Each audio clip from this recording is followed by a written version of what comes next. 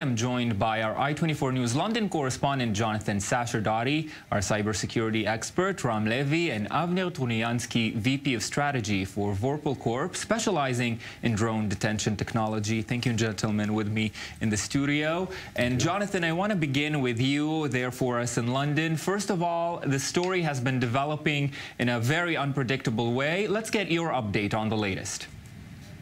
Well, we know that back in August of this year, the Israeli defense contractor Rafael did confirm to Janes, the military and aerospace publishers, that the UK had procured the Israeli-made Drone Dome counter-unmanned aircraft system. The UK bought 6 of the units for over $25 million, and they're usually deployed in Syria to destroy ISIS UAVs.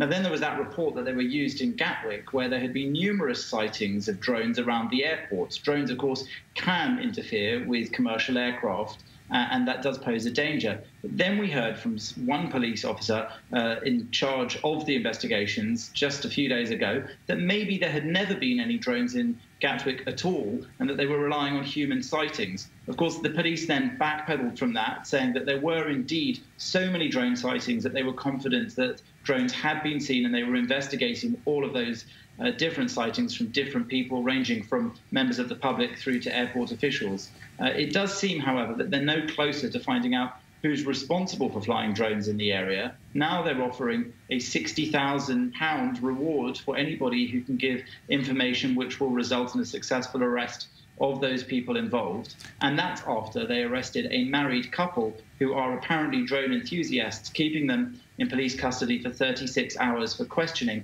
apparently treating them so badly that when those two were interviewed after the event, having been cleared, they had an alibi for where they were that entire time. The man was at work fitting windows.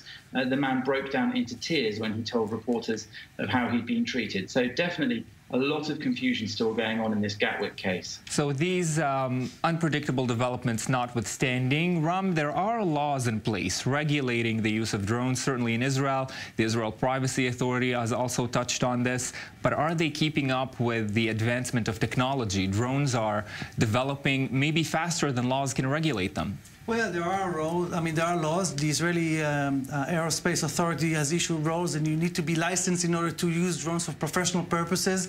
If people buy drones, there are limitations to where they can fly them, what's the altitude they can fly them, where they can take photos, and so on and so forth. But yes, the biggest problem is not the laws; is how you enforce the laws, how the police knows how to enforce it. Who do you call when someone is using a drone to look at your house?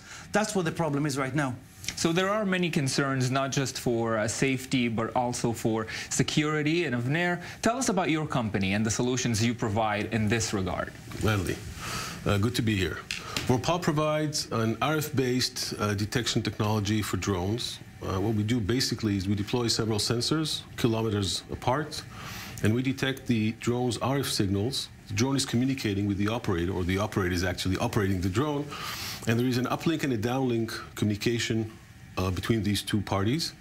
And what we do is we use passive RF-based detection techniques to detect the actual existence of a drone in the air. Once it's detected, we can also geolocate it, pinpoint it with very high accuracy of tens of meters, and then we track it as it flies along. So we can then provide whoever owns the system, our system, with information about the location of the drone and also the location of the operator of the drone.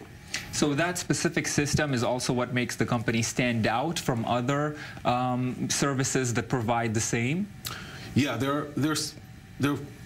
I wouldn't say plenty, but there are numerous solutions out there of various technologies.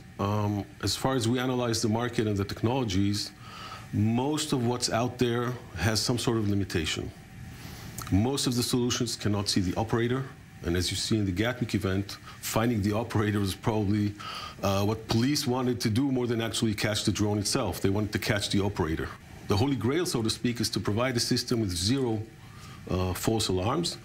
And since we do very complex signal analysis solutions, we feel that our solution, or so far as we've tested it, our solution provides basically 0 false alarms. So if we say there's a drone in the air, it's out there. Ram, drones are also, of course, fun to look at and to view and to try to use, and we have to address the drone you brought for us in studio today. Tell us about it. Well, that's a Mavic, DJI Mavic drone. It costs less than $1,000, and what it allows you is to take almost full HD videos. You can fly it all at an altitude of almost 300 meters, sometimes even more, depending on the wind. Now, the more advanced drones can actually carry different payloads. For example, you can take thermal payloads. You can take communication payloads like Wi-Fi payloads, so you can extend the range of a network. You can hack to networks using new drones because instead of using a payload which is a camera or a video camera, you can use a payload which is something else. And this something else is now introducing new concerns such as security concerns that we are so worried about. And speaking of new concern, Jonathan, I want to circle back to you before we wrap in London. Do you feel, Jonathan, that this story in the UK is still, as some would call it, a hot potato as it was when it just erupted, or has the concern now waned? Absolutely. This is still a great concern to many British people who criticise the government for their slow action on it and the police and army.